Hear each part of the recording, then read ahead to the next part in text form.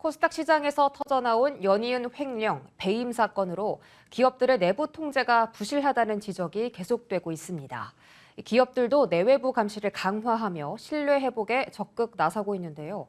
하지만 계속되는 내부 통제 압박에 코스닥 상장사들의 부담도 커지고 있습니다. 신뢰 회복과 내부 통제, 이 두 가지 숙제를 떠안은 코스닥 상장사의 현실을 살펴봅니다.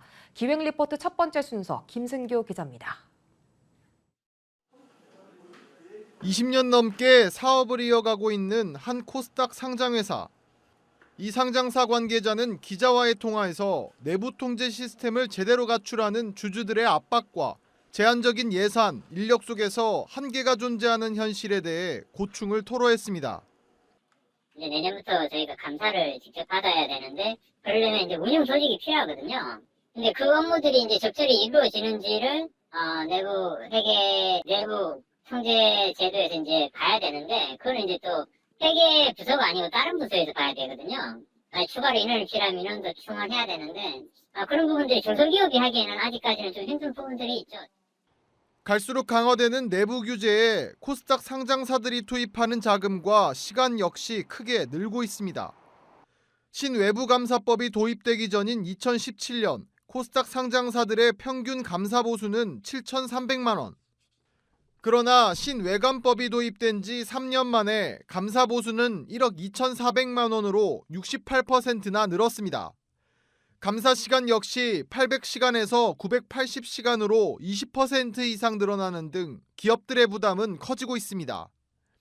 120개 코스닥 상장사 실무진 가운데 90% 이상이 신외부 감사 규제가 경제적 부담으로 작용하고 있다고 판단하고 있습니다. 그러나 감사 품질에 대해서는 절반 이상이 유의미한 변화가 없다는 게 공통된 의견입니다.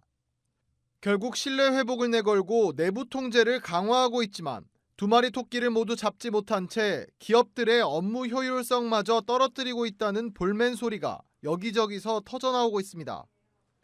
전문가들은 일방적인 규제 적용보다는 회사의 규모와 체질에 맞는 탄력적 대응이 필요하다고 말합니다. 또 내부 통제 미비에 대한 이사 감시 의무 위반 등의 소송 위험도 없지 않아서 상당히 소규모 상장회사의 경우에는 부담을 느낄 수밖에 없는 것이 사실입니다. 또 내부 통제 본연의 목적은 회사의 구체적 사정에 맞는 적절한 통제 장치를 갖추고 이것이 효과적으로 운영되도록 또 실효성 있게 검증하는 방안을 자체적으로 꾸준히 지속적으로 매우 적극적으로 찾는 노력이 필요하다. 올해 초 자기 자본의 90%, 사상 최대 상장사 횡령이라는 불명예를 뒤집어 쓴 오스템 임플란트 사건. 부실했던 내부 통제를 두고 투자자들의 비판은 커져갔고 여전히 의심의 눈초리는 코스닥 시장 전체를 향하고 있습니다.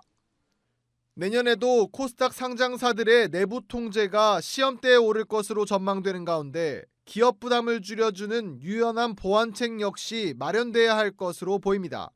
머니투데이 방송 김승교입니다.